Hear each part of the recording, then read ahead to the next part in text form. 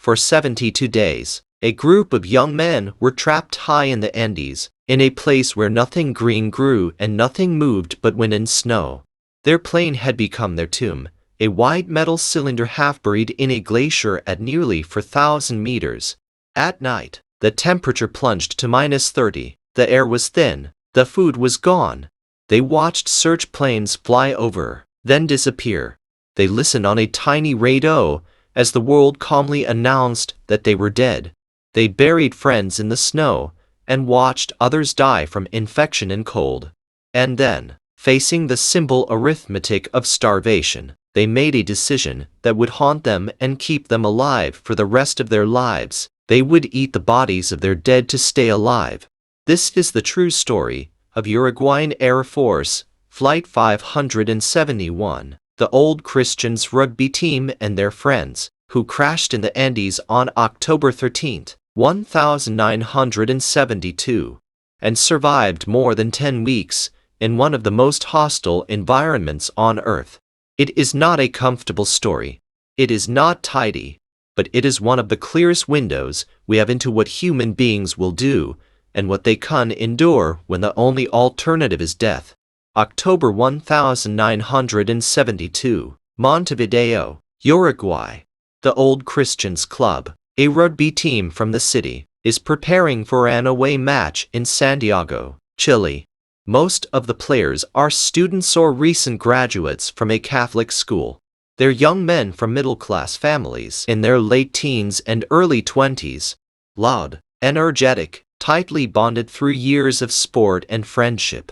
To keep costs down, they charter a Uruguayan Air Force Fairchild FH-27D, a twin-engine turboprop, Flight 571. There are 45 people on board, 40 passengers, players, coaches, a few family members and friends, and 5 crew. Bad weather over the Andes forces the plane to stop overnight in Mendoza, Argentina. The next day, October 13th, they take off again for the short hop over the mountains to Santiago.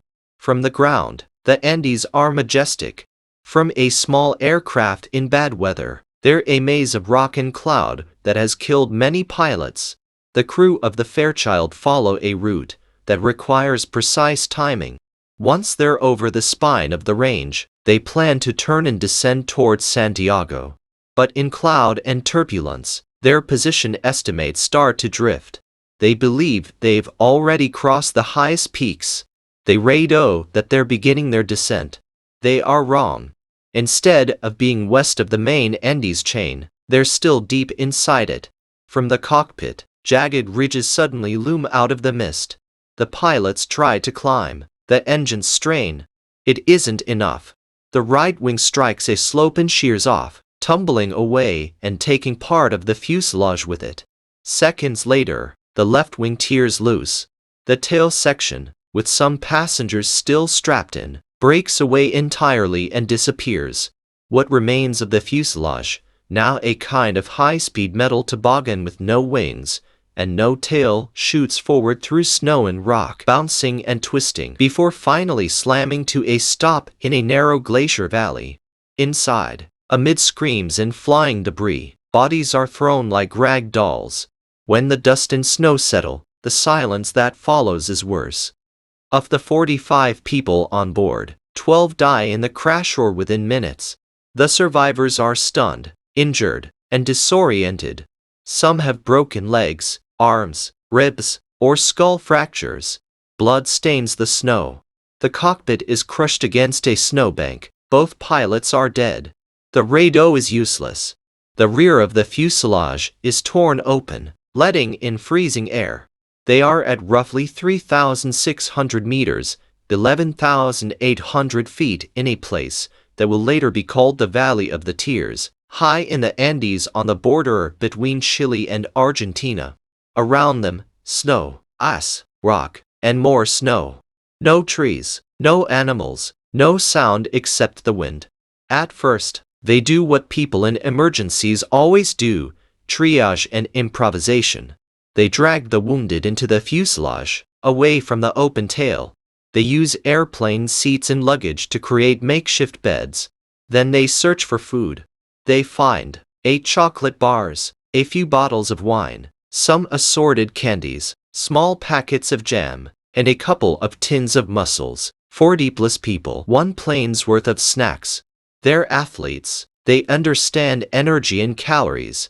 Even ration perfectly. This food will last only a few days. They ration anyway. A square of chocolate here, a sip of wine there, carefully divided. They strip insulation and upholstery from the plane to create blankets. They try to seal the fuselage opening with luggage to cut the wind. At night, they huddle together, bodies pressed close for warmth.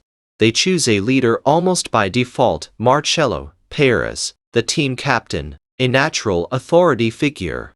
Around him, others take on roles, organizing water collection, caring for the injured, finding ways to melt snow, making the fuselage more livable. They believe they will be rescued in a few days.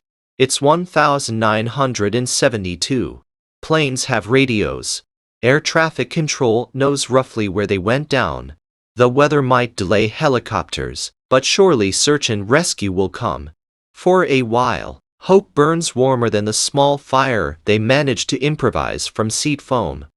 On the second day, they see and hear a plane. The survivors rush out into the snow, waving bits of metal and signaling with a mirror. The search aircraft flies on, tiny against the blue sky. The white fuselage of the Fairchild blends perfectly with the snow.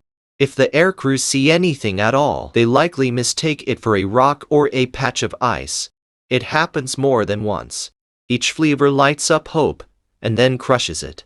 Meanwhile, in Montevideo and Santiago, search efforts are underway. But the initial crash coordinates are wrong, and the pilot's mistaken belief that they had already crossed into Chile sends authorities to the wrong areas. The Andes are vast. A white plane on white snow is almost invisible. After 8 days, as fuel and time run out and no trace is found, authorities make a grim decision. On October 21st, the official search is called off. Inside the fuselage, the survivors huddle around a small transistor radio they've managed to get working. They listen as news broadcasts speculate about their fate. Then they hear it. The search for the missing Uruguayan plane has been abandoned. There were no survivors. The psychological impact of that one sentence is as brutal as any injury. No one is coming. If they are going to live, they will have to save themselves. By this point, their food supplies are effectively gone. A human body can survive for some time without food, especially if hydrated, but not at high altitude in freezing temperatures while burned, bruised, and infected. They begin to lose weight rapidly. Muscles, once honed by sport, shrink and weaken. Cheeks hollow, eyes sink. They try to eat bits of leather and cotton from luggage, even pieces of foam. Nothing provides enough calories to keep them alive. The question hanging in the air, unspoken but felt, is simple and terrible. What about the bodies? This is not an abstract ethical puzzle. They know the dead. They've played rugby with them, shared rooms with them, laughed and argued with them. To even suggest using their bodies as food feels like a betrayal. But the math doesn't care. One of the medical students among them, Roberto Canessa, and others begin to discuss it seriously. They use both faith and reason. Does Catholic doctrine truly forbid using the body of someone who has died and no longer needs it? If doing so would save the lives of many, would their friends have preferred that the living starve to death next to untouched bodies? Painfully, they reach a conclusion. No sin done with the intention of survival could be worse than letting everyone die when there is a way to live.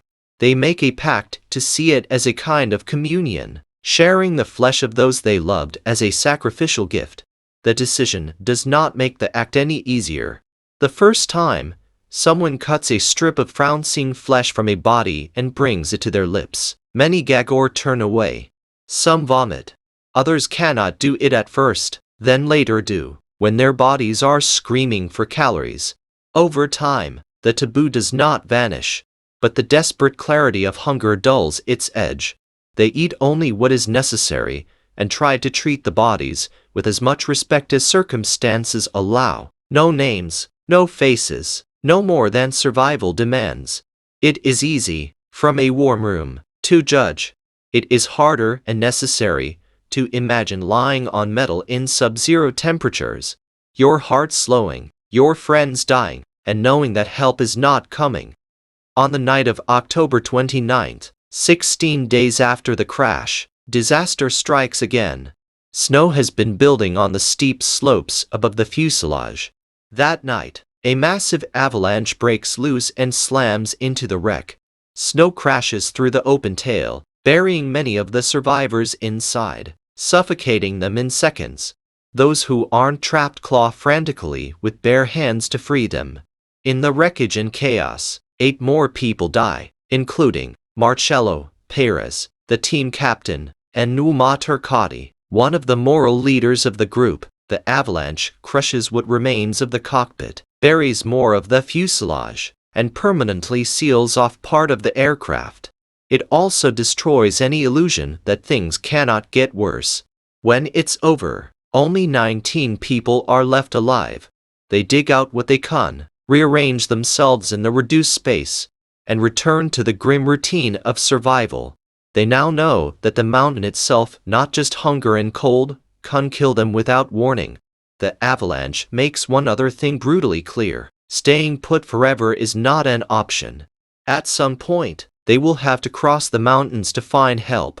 But not yet. Not in mid-spring with deep snow and unstable weather. Not while their bodies are still healing from new trauma. The environment outside is primitive. The thinking inside the fuselage is not. These are students, some in medicine, some in engineering, law, or business. They begin to apply logic and creativity to everything they can. They build sunglasses from plastic and metal scraps to prevent snow blindness. They stitch insulation and seat fabric together into sleeping bags to better survive nights outside the fuselage. They make water bags from plastic for longer excursions. They try to create a radio antenna from copper wire to send a distress signal, but the radio's transmitter was destroyed in the crash. They can listen, but they can't call for help.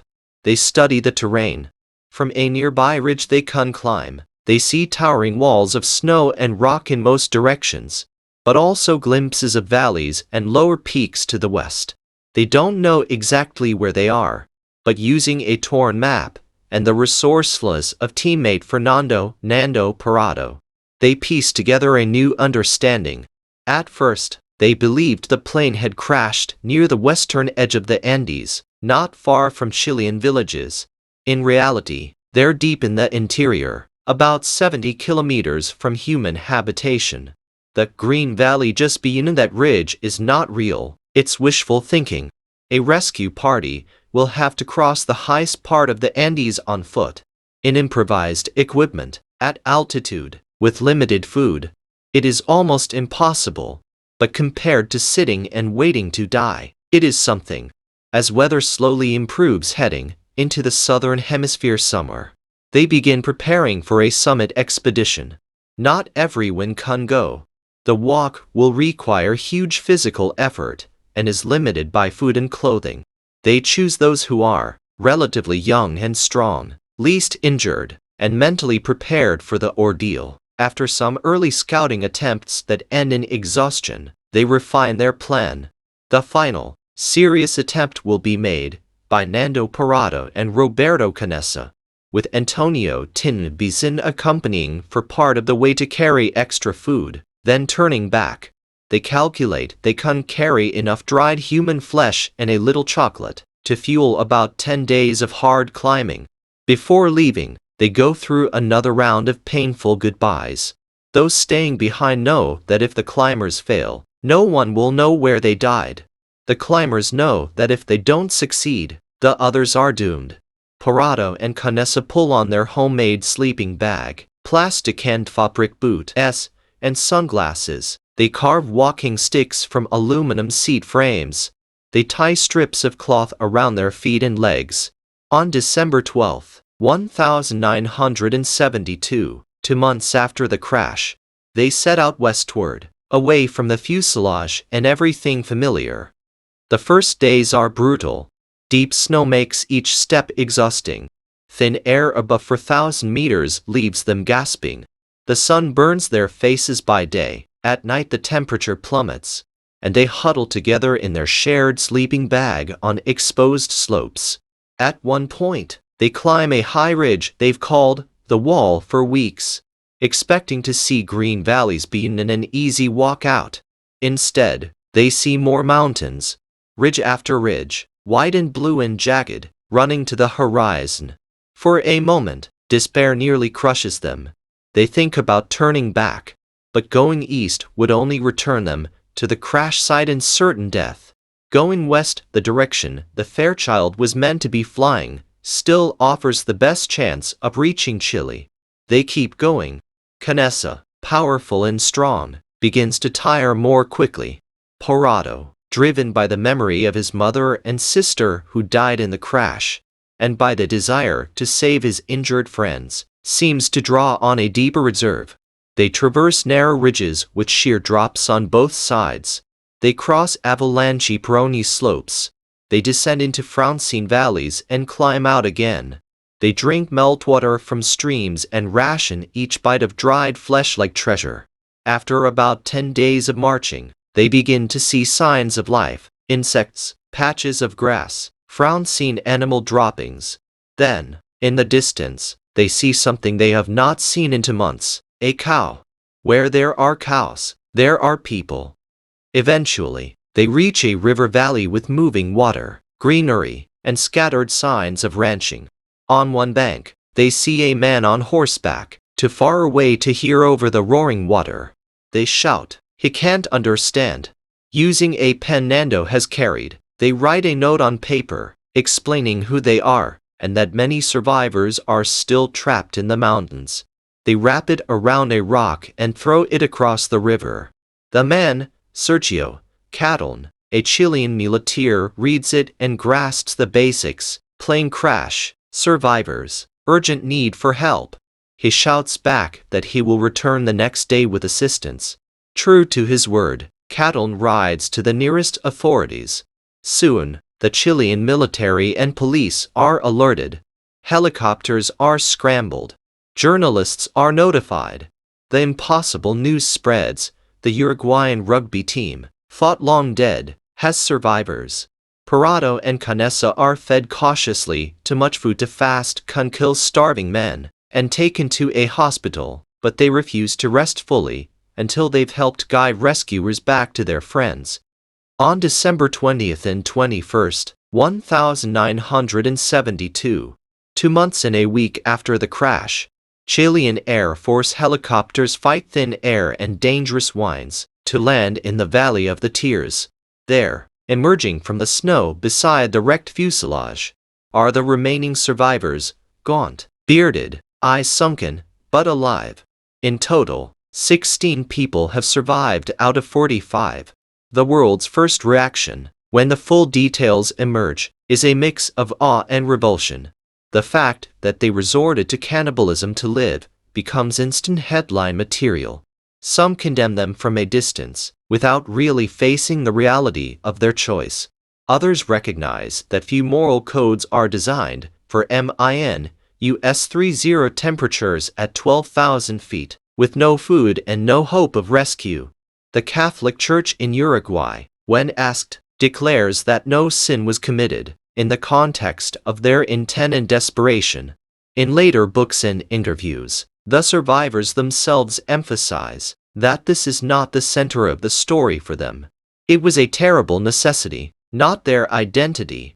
For them, the heart of the story lies in friendship, sacrifice, resilience, and the extraordinary trek that Parado and Canessa made to save the others. Back in Uruguay and Chile, the survivors return to a world that kept going without them. They face not only physical rehabilitation, but also psychological adjustment, guilt over those who died, public scrutiny, and the burden of being living symbols of endurance. Several write accounts of what happened. Piers Paul reads Alive 1974. based on extensive interviews, brings their story to the world. Nando Parado's Miracle in the Andes 2006 gives his personal perspective on the climb and its meaning. Roberto Canesa's I Had to Survive reflects on how those 72 days shaped his life as a doctor and humanitarian. Over time, most of them build careers, families, and quiet lives. Some work in medicine, some in business, some in education. They do not become professional victims or professional heroes. They become, as much as life allows, ordinary people who once did something extraordinary because there was no other choice. Stripped of sensationalism, the Andes story comes down to a few brutal truths. Environment matters. At 3,600 meters, in freezing conditions with no vegetation, the usual survival rules break. There is no foraging. There is only what you brought and what lies in the snow. Leadership and structure matter. Early on, they assign roles, enforce discipline over rations, and maintain a chain of decision-making even as leaders die. Adaptation of values matters. They do not abandon their ethics. They reframe them to feed a lethal environment, making a collective decision about how to use the dead to save the living. Agency matters. At some point, they realize no one is coming. Instead of passively waiting, they decide to act, ending in the Over-Mountain Trek by Parado and Canessa. Luck matters too. The shape of the glacier, the timing of weather windows, the presence of cattle at the right river on the right day, all of that is luck. But luck without preparation and courage is wasted. For 72 days, on a white strip of snow that the world could not see, a group of young men lay in the wreckage of a plane and, each day, chose to endure one more sunrise. They did not do everything right. No one does in such conditions. But when faced with an impossible equation, die cleanly, or live by crossing a line few people ever have to think about, they chose life, and then chose to build lives worth living afterwards. This account is based on Piers Paul Reed's Alive, Nando Parado's Miracle in the Andes, Roberto Canesa's I Had to Survive, contemporary news reports, and official crash and rescue records. If this story challenged your ideas about what you would do to survive, or what friendship and determination can look like under extreme pressure, please take a moment to like the video. It helps more people discover these true survival stories. And, if you want more real accounts of shipwrecks, plane crashes, and the thin line between death and endurance, consider subscribing to the channel. There are many more journeys like this waiting to be told.